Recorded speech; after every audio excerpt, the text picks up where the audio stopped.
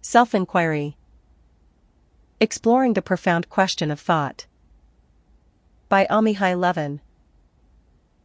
How is it that so rarely thought asks to know its true nature? How is it that thought so seldom seeks to understand its true nature? Constantly, without exception, thought seeks to think, to continue generating material, to process it, come up with additions, modify it, delve deeper into it, but all using the tools of thought and all painted in the hues of cognition. Why is it that thought so infrequently questions anything?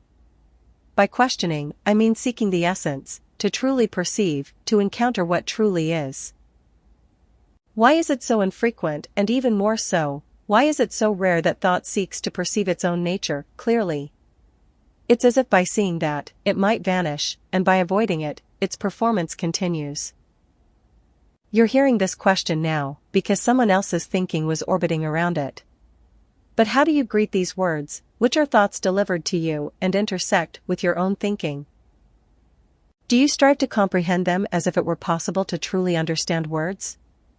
Do you seek meaning, depth, or even essence within the words? If you do, that is the process of thought, endeavoring to draw conclusions, striving to interpret layers of information, and so forth.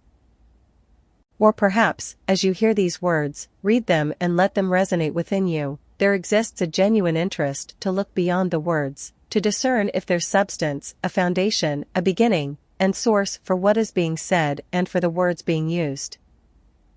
To clarify even further, it's as if you're viewing a painting and your sole interest is to become familiar with the ink, regardless of the lines it created, the dots, the shapes, or the magnificent drawing.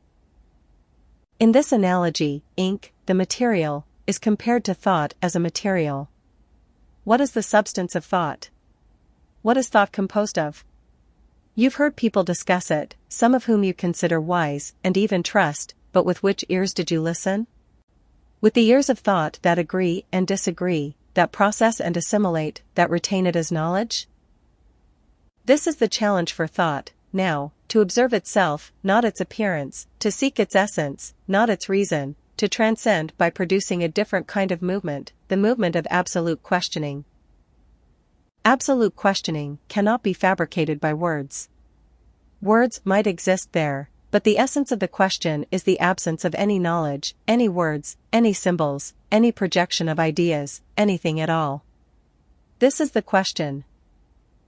What's the role of thought if not to ask the ultimate question that can engulf all that is made by thought and reveal to thought, the act of thinking, the nature of itself?